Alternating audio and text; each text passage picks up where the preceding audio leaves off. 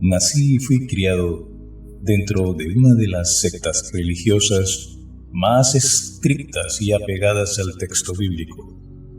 Estudié en sus escuelas y debo reconocer que aprendí mucho sobre teología, tanto que hoy por hoy sigue siendo la Biblia uno de mis libros favoritos, en el que aprendo algo nuevo cada vez que lo leo. Sin embargo, al crecer me percaté que la existencia de tantas religiones en el mundo se debe a la pereza innata en el ser humano de leer, analizar y comprender por sí mismo. Prefieren que otro lo haga por él e integrarse a las doctrinas que le resulten cómodas o se ajusten a sus intereses. Al crecer y estudiar las Escrituras por mí mismo, entendí que el Cristo, con su sacrificio y permanencia en este mundo en forma inmaculada, sujeto a todas las pasiones que puedan existir dentro de cualquier ser humano, venció a Lucifer y fuimos comprados con precio de sangre divina.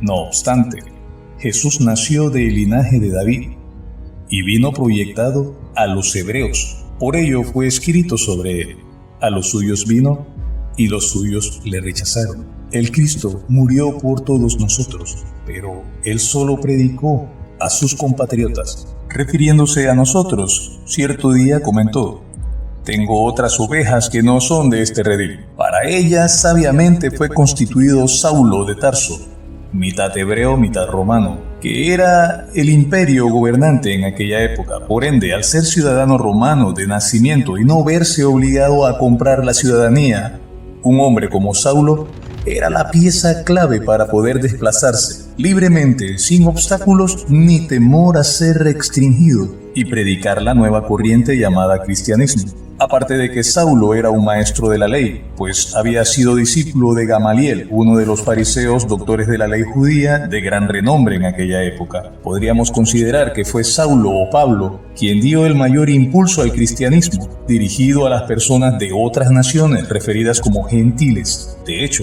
fue él quien sentó las bases de la estructura jerárquica para la nueva iglesia. Esto lo refiero así, pues no es un misterio que en ciertos momentos hubo controversias entre Pablo, Pedro y Jacobo, el hermano de Jesús, sobre temas que apuntaban a las tradiciones judías y que de alguna manera querían ser impuestas a los gentiles cristianos. Y es precisamente en torno a esto que todavía en el presente existen diferencias entre las religiones. En lo personal, yo me remito a lo que dijo Jesús, quien de paso no andaba exigiéndole nada a nadie. Jesús, siendo el Hijo de Dios, asume forma humana y se somete a la más atroz de las muertes para mediante esta gracia otorgar la salvación a todo aquel que en él crea. Entonces, ¿qué sentido tiene vivir una vida de penitencias, sacrificios apegados a ritos que desaparecieron en el mismo momento que se rasgó el velo del templo de Jerusalén cuando él expiró? Esto, en mi criterio, es restarle importancia a su sacrificio, pues de esa manera aún estaríamos pretendiendo ganar el cielo o la vida eterna por nuestros propios actos y obras. Y la verdad es que somos salvos por la gracia mediante la fe. Y esto es un obsequio divino, precisamente para que nadie se ande jactando a futuro: yo me gané el cielo, yo con mi sacrificio. No, hermano, no sea idiota. El sacrificio fue hecho por el Cordero. Fue sacrificio de sangre, sangre divina e inocente. Ame a su Dios por encima de todo y a su prójimo como a usted mismo, aunque en ocasiones ese desgraciado no se deje amar. Usted siga intentándolo.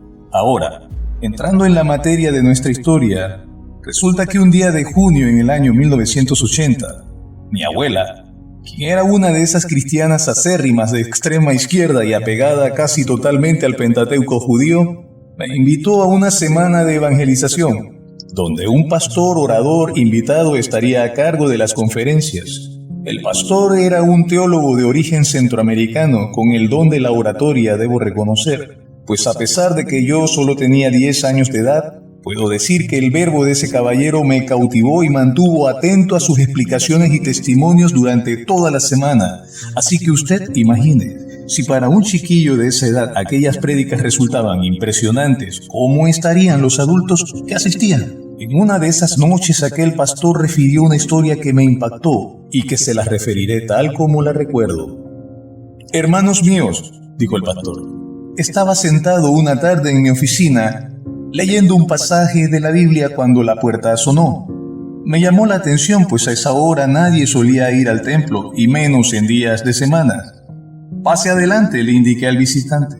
Luego de unos segundos, la puerta se abrió y un hombre elegantemente vestido entró y saludó cortésmente. Buenas tardes, pastor. Buenas tardes, hermano. ¿En qué puedo servirle? Le respondí estrechando la mano que me ofrecía. Quizá no me recuerde, pastor. Mi nombre es Tobías Arévalo. Soy el hijo de la señora Dolores García, miembro fundador de esta iglesia. Solía venir con ella cuando era aún un niño. Claro, le recuerdo de niño. Tobías, hace más de 20 años que no te veo. La última vez, aún eras un niño. ¿Qué te trae por aquí? ¿Acaso ocurre algo con tu madre? No, pastor. Por ahora no pasa nada con mi madre. En ese momento el hombre empezó a llorar mientras me levantaba una mano en señal de que le diera unos segundos. Al cabo de 1 o 2 minutos, se compuso y con los ojos aún húmedos me dijo: Pastor, he venido a pedir su consejo y ayuda, pero necesito que me escuche hasta el final, por favor. Un poco perplejo y asombrado le dije al joven que, por supuesto, con gusto le escucharía y ayudaría dentro de mis posibilidades. Tomando aire, el hombre inició su relato. Yo soy el único hijo de mi madre, y aparte de ella no tengo parientes. El hombre hizo una pausa y meditó unos instantes como evaluando si debía continuar con su relato o reservarse algunos detalles. Luego, torciendo el gesto, continuó. Verá usted, pastor, nací como el resultado de una violación. Mi madre, en sus días mozos, era una preciosa mujer que trabajaba como parte del servicio doméstico en la casa de uno de los finqueros de su pueblo natal. Por supuesto que la belleza de mi madre no pasó por alto para aquel hombre, que un mal día la sometió a la fuerza en el río mientras lavaba ropa, y después la aborreció. Ella intentó presentar denuncia, pero nadie le creyó a una chiquilla y a su vieja madre. En cambio, aquel finquero y político declaró que aquello era un intento de sus rivales políticos para desacreditarle su transparente imagen y un sucio juego de mi madre y abuela para sacarle algunos pesos. Que quién sabe qué peón hediondo a grajo sería mi padre. Ambas tuvieron que mudarse lo más lejos posible cuando aquel desgraciado le dio órdenes a un matón para que asesinara a mi madre y se deshiciera del cuerpo, de manera tal que pareciese que tan solo se había marchado. Por fortuna, aquello fue escuchado por una de las otras empleadas de la casa, quien corrió a advertírselo. Huyeron sin un solo peso y mi abuela murió de una neumonía antes de que yo naciera, así que mamá quedó completamente sola y, en consecuencia, al ser una madre soltera, sin una profesión y una familia que le respaldase, vivió rechazada y marginada gran parte de su vida hasta que se integró en esta comunidad cristiana, donde algunos hermanos nos tendían la mano de vez en cuando. Yo crecí con el ardor propio del estómago vacío y en las noches me dormía arrullado por el gemir de mi madre mientras lloraba pensando en qué comeríamos al día siguiente y el ruido de mis tripas reclamando una cena que no llegaría esa noche. Cuando crecí y pude trabajar, ayudé a mi madre. Y un buen día, harto de la pobreza y la miseria, tomé una decisión de la que nadie sabe nada hasta este momento. Y será usted la primera persona en tener conocimiento, aparte de Dios, de mis más grandes pecados. Quise intervenir y decirle que los pecados se confesaban al Señor en privado, tal como dijo el mismo Jesús a sus discípulos el día en que les enseñó la oración al Padre Nuestro. Pero rápidamente Tobías me hizo señas para que guardara silencio. Luego prosiguió. Mi mamá solía recitarme todos los versículos que refieren aspectos como felices los pobres porque ellos heredarán el reino. Estas cosas me las decía debido a mis constantes quejas de nuestra vida sumida en miseria. Por supuesto que yo meditaba en esas palabras y concluía que esto es una promesa para todos los pobres y miserables de la tierra, pues Dios es un Dios de amor. Y después de haber vivido una vida llena de pobrezas y necesidades, hasta el punto de odiar tu vida, no creo que Dios nos vaya a dar otro castigo. Total, la vida misma en sí fue un castigo. Pero yo no quería esperar por esa promesa. Quería resultados inmediatos. Y un día tomé la decisión de invocar a Lucifer y hacer un pacto con él. Hermanos, no entraré en detalles sobre las cosas que ese hombre me contó respecto a ese pacto, pero les diré que el trato se selló y la cláusula fue 20 años de riqueza y poder a cambio del primero de sus hijos o hijas. Ahora, retornando a la narración de Tobías, él prosiguió de la siguiente manera: me convertí en un hombre rico, con mucho dinero. Ayudé a mi madre, pero sabiéndola una cristiana de corazón, no quise contaminarla con mi inmundicia, así que con dolor en el alma me distancié de ella, y todo lo hacía llegar a sus manos a través de mi abogado, quien le mentía asegurándole que yo me había ido al extranjero en donde había hecho fortuna, y por eso se me dificultaba visitarla. La llamaba brevemente para su cumpleaños o el Día de las Madres, y conversábamos solo unos pocos segundos para evitar que me hiciera preguntas. Sé que es grotesco, pero era necesario. Pastor, mi fortuna iba ligada casi a una especie de inmortalidad, por decirlo de alguna manera, o simplemente ha sido Lucifer cuidando su inversión. Pero lo cierto es que nada me ha podido hacer daño. He sobrevivido balaceras, peleas de todo tipo, accidentes de auto, entre otras cosas, y siempre salgo ileso. Un día marché al pueblo del que era oriunda mi madre, y me instalé en el mejor hotel del pueblo, que para ese entonces había cambiado mucho en 30 años. Muy discretamente indagué hasta dar con el paradero de aquel finquero y político que le había desgraciado la vida a la mejor mujer que he conocido. Un día, mientras planeaba en qué forma llevaría a cabo mi venganza, una anciana se detuvo frente a mí y me observó como quien ha visto un muerto al salir de su tumba. ¿Porfirio?, me llamó la mujer. Lo siento, me confunde, señora, repliqué. Eres la encarnación de Porfirio Montalves. He regresado 40 años en el tiempo, muchacho. Tú debes de ser hijo de Porfirio. Cortésmente sonreí y me puse en pie para despedirme con el fin de dar por terminado el asunto, cuando una preciosa joven de rubios cabellos y mirada triste se presentó, y en ese momento la anciana, tomándola de la mano, le dijo: mira, Carolina, este joven es la encarnación de tu padre a esa edad. La hermosa mujer sonrió y pidió disculpas a nombre de quien llamó su tía, y luego de coincidir que en efecto yo tenía un parecido físico con su padre, me pidió amablemente mi nombre y algunos detalles, que deduzco eran para despejar que no fuese yo algún bastardo errante en búsqueda de un pedazo de herencia. Después, satisfecha, se marchó, pero en mis ojos y alma brillaba la luz de la venganza, y casi sentía en mis labios el dulce sabor de esta. El día domingo fue el escogido para llevar a cabo mi tan esperado desquite.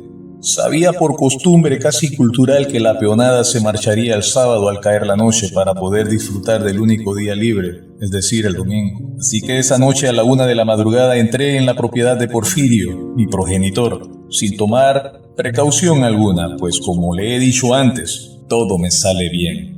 No temo hacer mal ni que me lo hagan, pues estoy resguardado de alguna manera. No me fue difícil encontrar la habitación del político ranchero.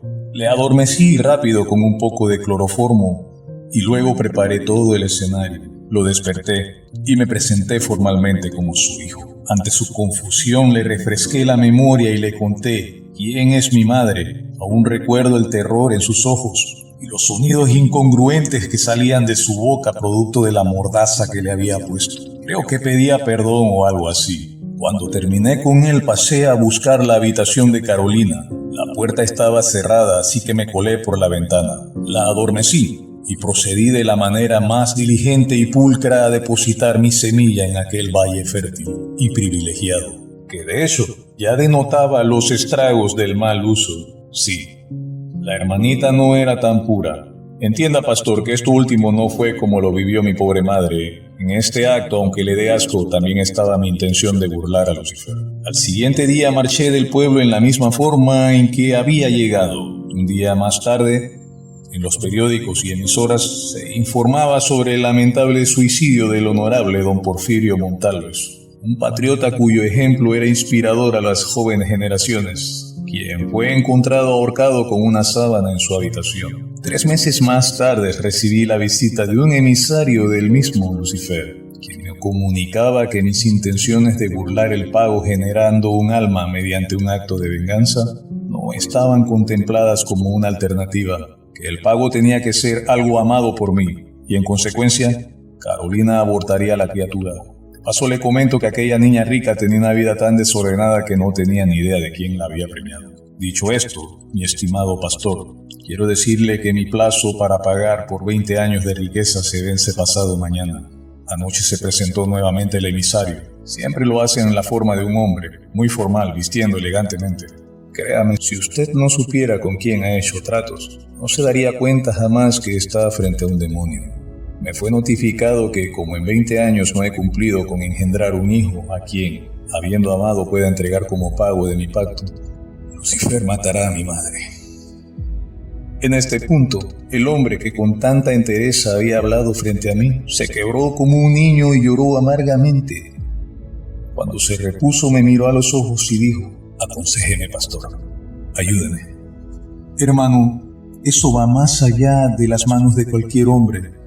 Lo que sí puedo asegurarle es que nada de lo que ocurre en este mundo sucede sin el conocimiento del Señor. Y estoy seguro que tu madre, siendo una mujer dedicada a Dios como sé que lo es, no es un alma de la que Satanás pueda disponer a su antojo. Sin embargo, respecto al trato que hiciste con él y todos los pecados que has cometido y que me has referido, puedo decirte, como mi consejo pastoral, es que te arrodilles aquí conmigo e imploremos el perdón a nuestro Señor, así como su fortaleza y sabiduría para que te guíe en este oscuro dilema. Él se puso en pie y, extendiéndome una tarjeta de presentación donde estaba su número de teléfono y dirección, me dijo: ya estoy perdido, pastor, no hay opción para mí. Cuide de mi madre, por favor, y nunca le cuente esto. Dio la vuelta y se marchó. Yo caí de rodillas, oré y lloré profundamente por aquel hombre a quien conocí siendo un pequeño e indefenso niño. No pude dormir esa noche ni la siguiente, 1000 cosas se debatían en mi mente. Pasé horas entregado en oración, implorando sabiduría sobre qué hacer. Finalmente, el tercer día, tomé la tarjeta de presentación en mis manos y conduje 4 horas hasta la dirección del domicilio de Tobías. Era una zona exclusiva, mansiones incrustadas en la ladera de una preciosa montaña, y la casa de Tobías era la más lujosa. Al llegar me recibió un portón forjado en hierro que se encontraba abierto, por lo que ingresé el auto. Luego de recorrer unos 400 metros, llegué a una especie de rotonda donde había una fuente de agua, exactamente frente a la entrada principal de la casa. Descendí de mi auto con la sensación de que era observado desde todos los ángulos. No había sonido de nada, las aves no cantaban ni se escuchaban las voces de los trabajadores. Tan solo el silbar del viento entre los árboles de pino. Llamé a la puerta, pero nadie vino a atenderme. De hecho, al golpear con los nudillos por tercera vez, esta cedió abriéndose y mostrándome una estancia o living completamente en desorden, como si un torbellino o huracán hubiese pasado por allí. Había muebles patas para arriba y estatuas de cerámica rotas en todo el piso. Algunos cuadros de arte estaban rasgados y aún colgados en la pared, pero convertidos en jirones. «Hermano Tobías», llamé sin recibir respuesta. Subí a la planta superior donde estaban las habitaciones y llamé: «Tobías, hermano». Pero allá todo estaba en completo orden, lo que hacía un contraste terrible con la parte inferior, que era un absoluto caos. Bajé nuevamente y me dirigí a la cocina, de donde provenía un fuerte olor como a carne cruda o sangre. En el desayunador me encontré con un enorme charco de sangre que salía de la cocina. Así que, sabiendo ya lo que podía encontrar, me dirigí allí. Un saco de nylon se encontraba en el centro de la estancia. De allí había salido la sangre que ya estaba coagulada. Me acerqué al saco cuya boca había sido cuidadosamente cerrada. La abrí y encontré un hacha de carnicero, y debajo de esta, la cabeza de Tobías, con los ojos y la boca abiertos en una expresión de terror dibujada aún. Debajo se podían apreciar los brazos y restos del cuerpo. Salí a toda prisa de allí con el estómago revuelto. Llamé a las autoridades, quienes se presentaron y posteriormente me tomaron declaración.